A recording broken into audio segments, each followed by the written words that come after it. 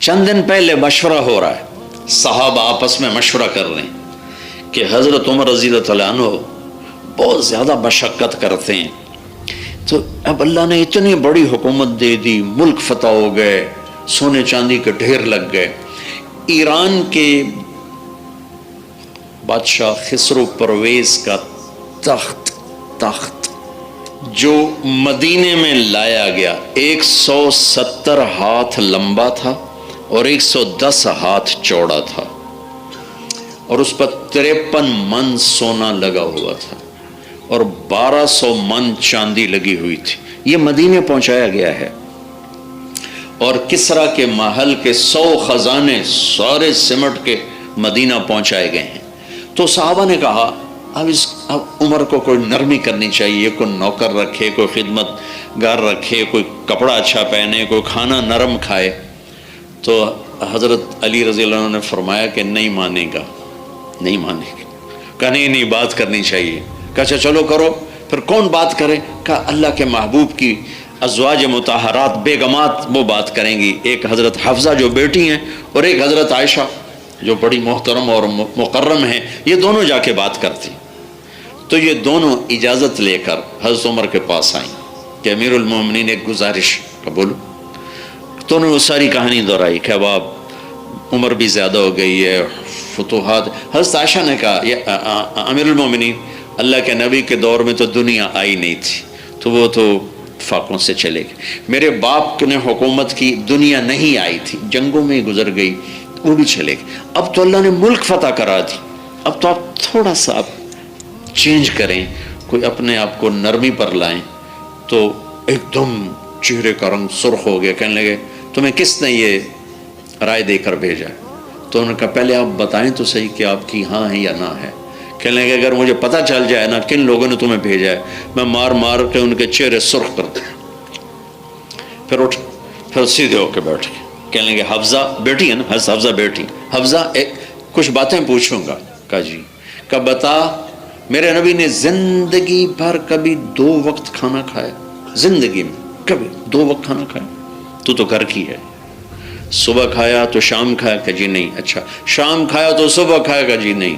زندگی میں 2 وقت کبھی کھانا نہیں کھایا، صبح کھایا شام چھوڑ دیا، موجود بھی ہے تو چھوڑ دیا، شام کھایا تو صبح چھوڑ دیا، موجود بھی ہے تو چھوڑ دیا، ٹھیک ہے؟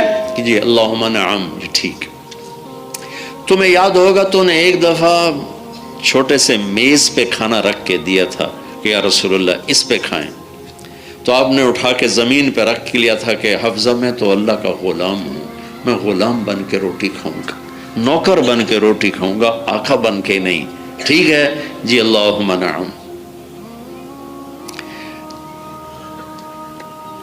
تیرے گھر میں میرے نبی کا بستر جو تھا ایک ٹاٹ تھا جو دن کو پھیلا دیتی تھی تو، اور رات کو دوہرا کر کے بچھاتی تھی۔ ایک رات تو نے اس کی 2 کی بجائے 4 تہ لگائی، یاد ہے کہ جی؟ کہ صبح اللہ کے نبی نے کیا فرمایا تھا کہ حفظہ میرا بستر تبدیل کر دیا؟ کہ نہیں یا رسول اللہ وہی ہے، صرف دوہرے کی بجائے چوہرا کر دیا۔ کہ نہیں حفظہ اسے ویسا ہی کر دے جیسا یہ پہلے تھا، میں رات کو اٹھتا ہوں اللہ سے بات کرتا ہوں، اس کی نرمی نے مجھے اٹھنے میں ذرا مشقت میں ڈال دیا، اسے ویسا ہی بچھا دے جیسا پہلے تھا، ٹھیک ہے؟ کہا جی ٹھیک ہے۔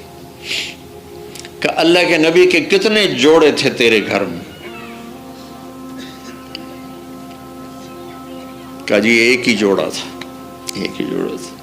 کہ اسے خود دھوتے تھے، خود دھوتے تھے، بیویوں سے نہیں دھلواتے تھے۔ کتنی عورتیں ذلیل ہوتی ہیں، تو میرے کپڑے نہیں دیتے، تو میں چاہ نہیں دیتے۔ کریں عورتیں خدمت کریں، لیکن یہ ذلت و پس عجب زمانہ ہے۔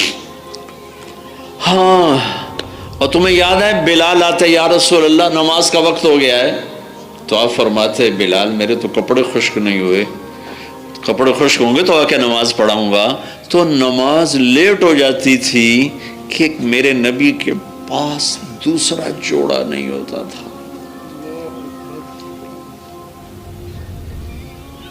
مالدار خواتین 300 جوڑے لٹکا کے رکھے ہوتے، 100 جوڑے کھڑے ہوتے ہیں، 20 जूतियों के पैर पड़े होते हैं, जोड़े पड़े होते हैं। याद है? कहा जी याद है। कहा अच्छा हाफजा आयशा, जिन्होंने भेजा है उन्हें कहना कि 3 साथी सफर पे चले थे, एक चला और मंजिल पे पहुंचा, फिर दूसरा उसी के कदम कदम चला और मंजिल पे पहुंचा, अब तीसरा रास्ते में है। उनके कदमों पे कदम रखेगा तो उनके साथ जा मिलेगा, अगर दाएं बाएं हो गया तो मिल नहीं सकेगा। मुझे मेरे रब की कसम, मैं इसी हाल पे मरूंगा जिस हाल पे मेरा नबी मुझे दुनिया से छोड़ कर गया था। जैसा उमर छोड़ के गया था वैसा ही उमर लेके पहुंचूंगा अपने नबी के पास। जाओ उन्हें बता दो